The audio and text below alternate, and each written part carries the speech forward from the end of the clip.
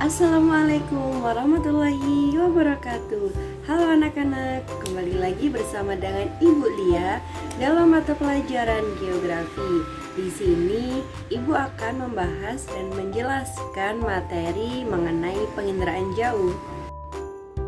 Pada materi pembahasan kali ini, Ibu akan menjelaskan dan membahas mengenai apa yang dimaksud dengan penginderaan jauh, lalu komponen-komponen yang ada dalam penginderaan jauh, dan yang terakhir adalah bagaimana cara kerja dalam penginderaan jauh. Oke anak-anak, untuk pembahasan yang pertama di sini Ibu akan menjelaskan kepada kalian apa yang dimaksud dengan penginderaan jauh. Jadi, penginderaan jauh sendiri merupakan suatu ilmu, seni, dan teknologi yang digunakan untuk mengambil informasi yang ada di permukaan bumi. Dan informasi tersebut dapat berupa objek dan gejala. Lalu, dalam proses pengambilannya, penginderaan jauh ini tanpa menggunakan kontak langsung. Nah, setelah Ibu menjelaskan mengenai apa yang dimaksud dengan penginderaan jauh, sekarang Ibu akan menjelaskan mengenai tentang komponen-komponen yang ada di dalam penginderaan jauh. Jadi, komponen yang ada dalam penginderaan jauh itu ada 7. Lalu kita akan bahas satu persatu mengenai komponen yang ada dalam penginderaan jauh. Untuk komponen pada penginderaan jauh yang pertama adalah sumber tenaga. Jadi sumber tenaga berfungsi untuk mencari objek yang ada di permukaan bumi lalu memantulkannya pada sensor yang berguna untuk merekam pantulan tersebut.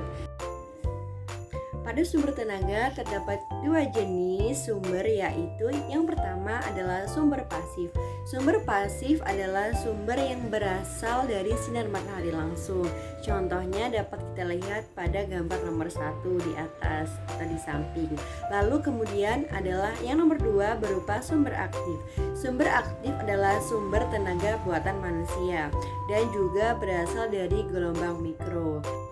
Nah, jadi anak-anak, untuk contoh yang paling sederhana mengenai sumber tenaga aktif itu dapat berupa cahaya flash yang ada di kamera HP kita. Ketika kita ingin mengambil gambar, melakukan tag video, itu pada malam hari kita akan membutuhkan flash atau cahaya dalam proses pengambilannya. Jadi seperti itulah ketika sumber tenaga mencari objeknya. Untuk komponen penginderaan jauh yang nomor 2 adalah atmosfer. Jadi atmosfer adalah lapisan udara yang menyelubungi permukaan bumi. Atmosfer juga mempunyai beberapa fungsi. Yang pertama yaitu sebagai pemantul, yang kedua sebagai penyerap, yang ketiga adalah sebagai penerus gelombang elektromagnetik yang ada di dalam proses penginderaan jauh. Dan dalam atmosfer juga terdapat istilah jendela atmosfer. Jadi apa sih yang dimaksud dengan jendela atmosfer, Bu? Jadi jendela atmosfer adalah spektrum elektromagnetik yang dapat menembus dan sampai pada permukaan bumi. Jadi sinar matahari itu tidak langsung masuk ke permukaan bumi. Jadinya harus melalui lapisan udara atau atmosfer dulu. Dan di dalam atmosfer itu juga nanti terdapat proses pemantulan, lalu penyerapan, dan nanti terakhir adalah penerus cahaya matahari sampai ke permukaan bumi. Untuk komponen penginderaan jauh yang ketiga adalah objek. Jadi objek adalah sasaran atau target dalam proses penginderaan jauh. Nah, objek ini dapat berupa buatan atau alami yang terdiri dari atmosfer, litosfer, biosfer, dan hidrosfer. Nah, contohnya juga dapat berupa rumah, lalu pohon, lalu suatu lahan, dan lain sebagainya. Untuk komponen yang selanjutnya yaitu adalah sensor. Jadi, sensor adalah berupa alat yang digunakan untuk mendeteksi, merekam, dan melacak objek-objek yang ada di permukaan bumi. Pada sensor ini terdapat 2 jenis. Yang pertama adalah sensor fotografik dan yang kedua adalah sensor elektronik. Untuk sensor fotografik berupa kamera yang bekerja pada spektrum tampak yang menghasilkan foto udara atau foto satelit. Dapat kalian lihat gambar di samping berupa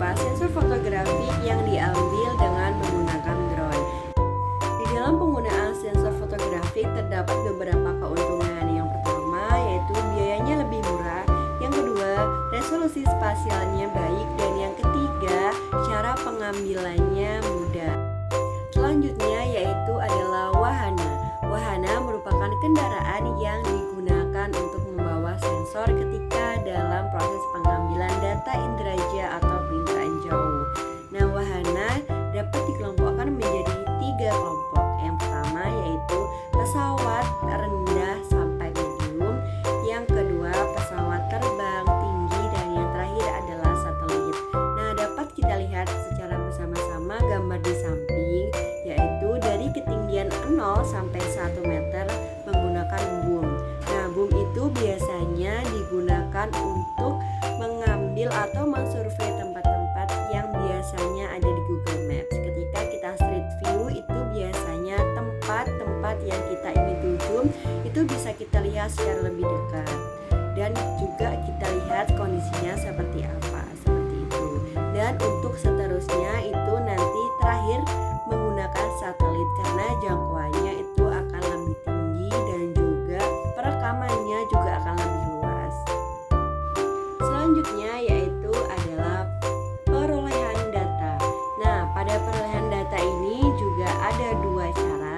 Yang pertama, perolehan data secara manual, yang kedua perolehan data secara digital.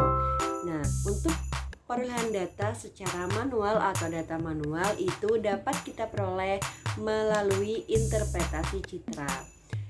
Jadi, interpretasi citra adalah kegiatan mengkaji foto udara atau citra satelit untuk mendeteksi objek-objek yang ada pada citra tersebut. Nah, kemudian dari interpretasi citra tersebut kita membutuhkan alat, yaitu alat bernama stereoskop. Nah, stereoskop ini berupa alat yang dapat membantu kita melihat objek yang ada di citra satelit menjadi atau berubah menjadi 3 dimensi. Jadi nanti penampakannya akan lebih jelas atau lebih memudahkan kita untuk mendeteksi objek tersebut. Untuk cara perolehan data yang kedua yaitu berupa data digital. Data digital itu berasal dari software khusus yang nantinya dapat membantu kita dalam mengidentifikasi atau mengolah objek. Nah, biasanya software khusus yang digunakan dalam proses digital ini berupa QGIS, ArcGIS, dan lain sebagainya. Dapat kita lihat contoh gambar di samping merupakan contoh digitasi dari objek yang ada di citra satelit atau foto udara. Untuk komponen yang terakhir yaitu adalah penggunaan data. Nah, penggunaan data ini juga tidak kalah pentingnya dari beberapa komponen yang sudah Ibu jelaskan tadi. Penggunaan data ini dapat digunakan oleh orang-orang yang membutuhkan atau lembaga-lembaga yang membutuhkan dan juga berwenang. Dan penggunaan data ini dapat membantu dalam berbagai bidang, contohnya seperti bidang militer, bidang kependudukan, bidang pemetaan, bidang kesehatan, dan sebagainya. Kita akan masuk atau membahas mengenai bagaimana cara kerja dari penginderaan jauh. Nah, cara kerja dari penginderaan jauh itu melalui beberapa tahap. Yang pertama yaitu berasal dari sumber tenaga. Nah, sumber tenaga tersebut berfungsi untuk menyinari objek yang ada di permukaan bumi. Nah, dalam proses penyinarannya itu terdapat lapisan udara atau lapisan atmosfer yang menyelubungi.